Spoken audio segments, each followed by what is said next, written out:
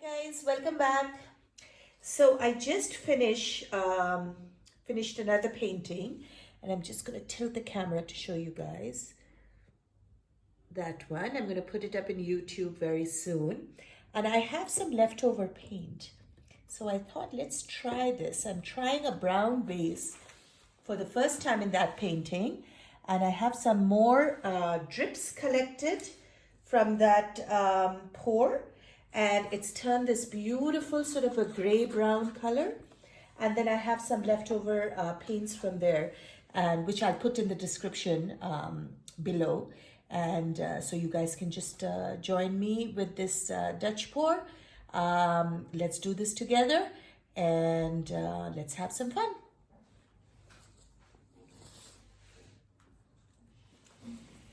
So I'm going to use this as the base. It's all drips.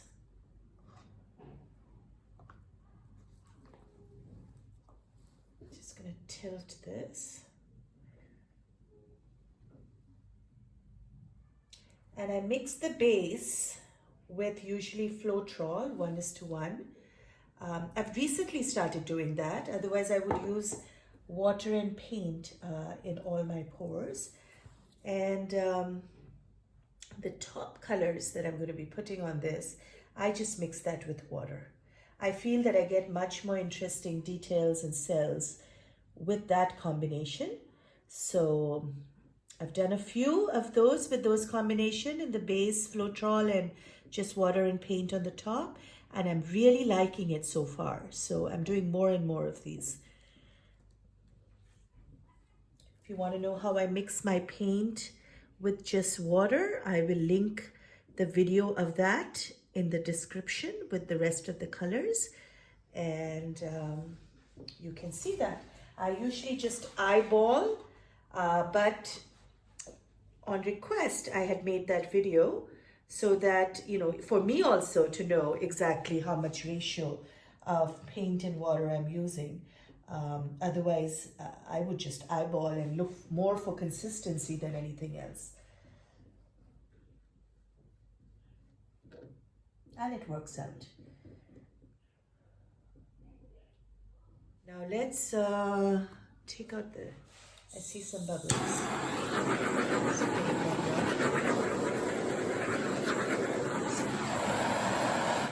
Now let's see what colors I have left over. I'm just going to use it all. Maybe I'll start with the yellow.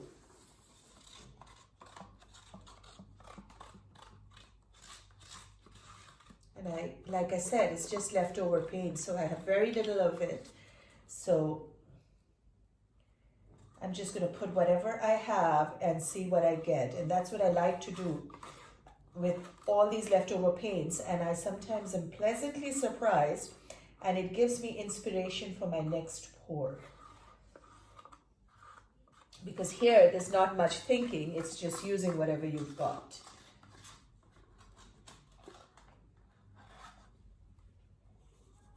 Okay. So starting with the primary yellow.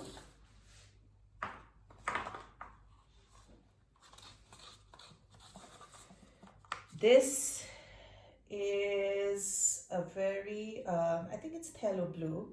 Can't remember whether it's primary blue. I think it's primary blue. Anyway, I'll look up the tube. Actually, let me look it up right now and tell you. I don't want to tell you the wrong thing.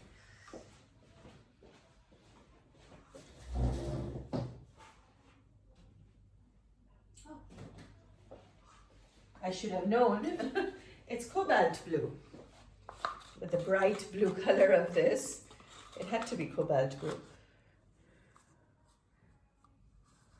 I got confused because I had picked another type of blue before, the phthalo blue, but I went with this because I thought it would, the other blue would be too much of a contrast for this other blue that I'm using, which is a light blue.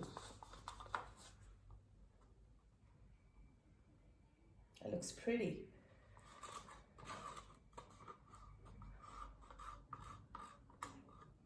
I'm putting a little bit more of this blue because, well, I have a little bit more left over. but also because in my brown and white pour that I just did before this, the blue didn't show up that much, even though it was a beautiful pour, but the blue was a little subdued. Then I'm going to use this Sienna. Okay. I'm going to use a little bit of white after that. Just a touch.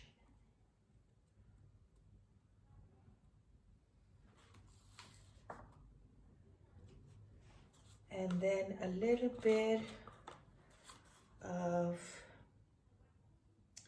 this darker brown, which was my base color for the other pour. And then gold. Looks interesting, but I'm not sure. With browns, you have to be very careful because you tend to make the pores muddy. Some of the colors mix and make brown. And if you add brown on top of that, I don't know. I think it all depends on how you layer your colors and which colors eventually interact with each other.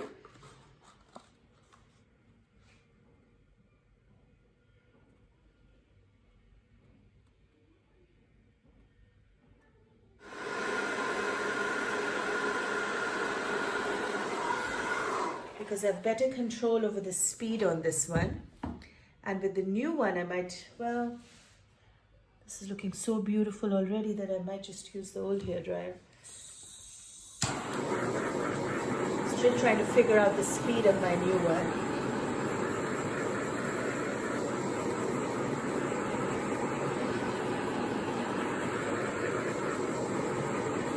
So beautiful. Oh, this is gorgeous, guys. I hope you're able to see it well. Okay, so I'm just going to use my old hairdryer itself and blow out a pattern, a design, a nice composition here.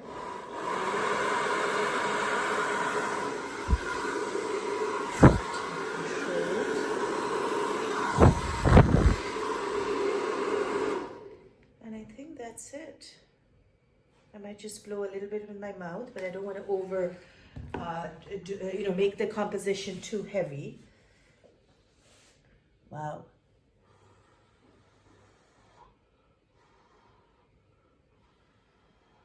I love these colors together. This little pop of yellow, I think I'm going to keep it. There's a lot of color here, guys. I mean, I could have really blown this, but I don't know. This composition is so pretty that I want to keep it.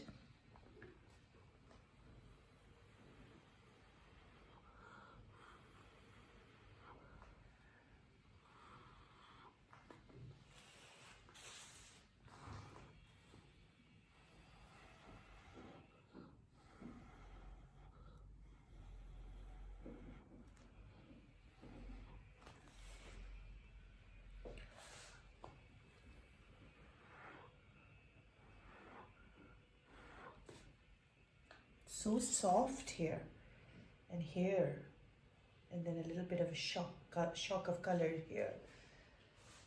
I love it. I don't think I'm going to do anything to this. This is it. I'm just going to give it a blowtorch. That was a very quick pour. That was a small canvas too. It's just an 8x8. Woo, a lot of gorgeous cells.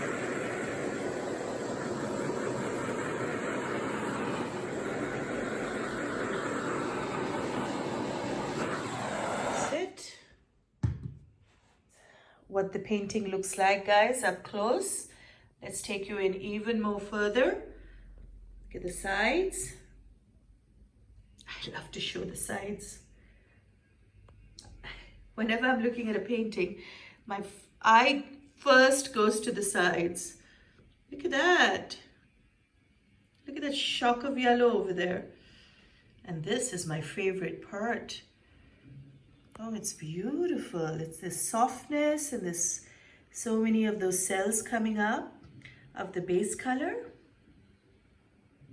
Gorgeous. This burnt sienna is a big hit in my eyes.